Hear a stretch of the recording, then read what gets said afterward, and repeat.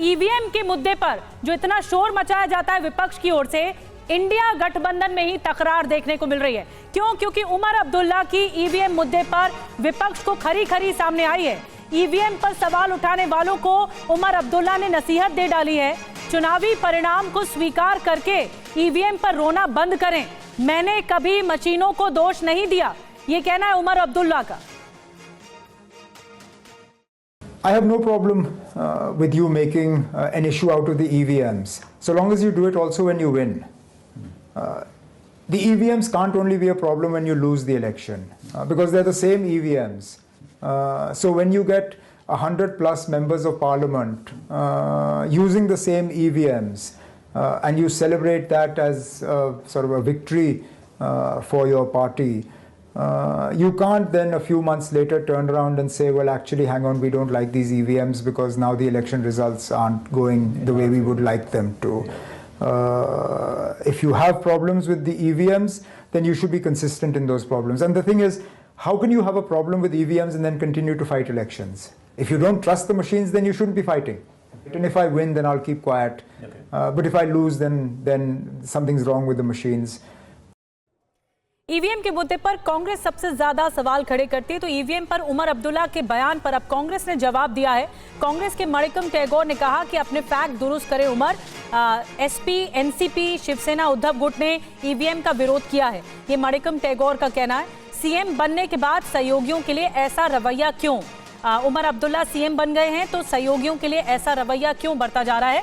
मणिकम टैगोर ने सवाल उठाए हैं उमर अब्दुल्ला पर। वर्किंग कमेटी का स्टैंड देखना चाहिए था और कांग्रेस का वर्किंग कमेटी का स्टैंड बहुत क्लियर है। इलेक्शन प्रोसेस और इलेक्शन कमीशन का भाजपा का साथ का पार्टीशन चीज का ऊपर हमारा बात है। हम वर्किंग कमेटी का बात कहीं भी हम ईवीएम का बात नहीं कर रहे हैं, बट हमारा साथी अखिलेश जी और साथी पवार साहब, साथी ठाकरे साहब, सारे लोगों का ईवीएम का ऊपर उनका नजरिया अलग है। हम हमारा दोस्तों का नजरिया का रेस्पेक्ट करते हैं, बट वो नजरिया हमारा नजरिया नहीं है। ये हमारा उमर अब्दुल्ला जी इस चीज का डिफरेंशिएट करना बहुत इंपॉर्टेंट है।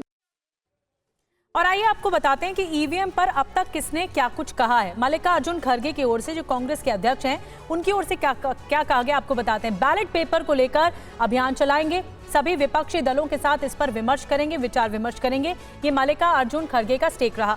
प्रियंका गांधी ने क्या कुछ कहा, जो कांग्रेस की सांसद हैं, बैलेट पेपर से चुनाव कराओ, दूध का दूध और पानी का पानी हो जाएगा, ये प्रियंका गांधी ने कहा। अखिलेश यादव समाजवादी पार्टी के अध्यक्ष, उनकी ओर से कहा गया ईवीएम की फॉरेंसिक जांच हो, सभी सीट जीतने पर भी नहीं होगा भरोसा, ये कहा गया। शरद पवार जो कि एनसीपी के रहे, उनके कई देशों ने ईवीएम को त्यागा, चुनाव के तरीकों में बदलाव किया। अभी हाल ही में शरद पवार ने ईवीएम पर सवाल उठाए थे। आदित्य ठाकरे जो कि शिवसेना उद्धव गुट के नेता हैं, जनता की मांग है कि बैलेट पेपर से मॉक पोल कराया जाए, यानी जैसे मॉक ड्रिल होती है वैसे मॉक पोल कराया जाए, ये कहा गया। तो ईवीएम पर इंडिया गठबंधन में रार देखने को मिल रही है।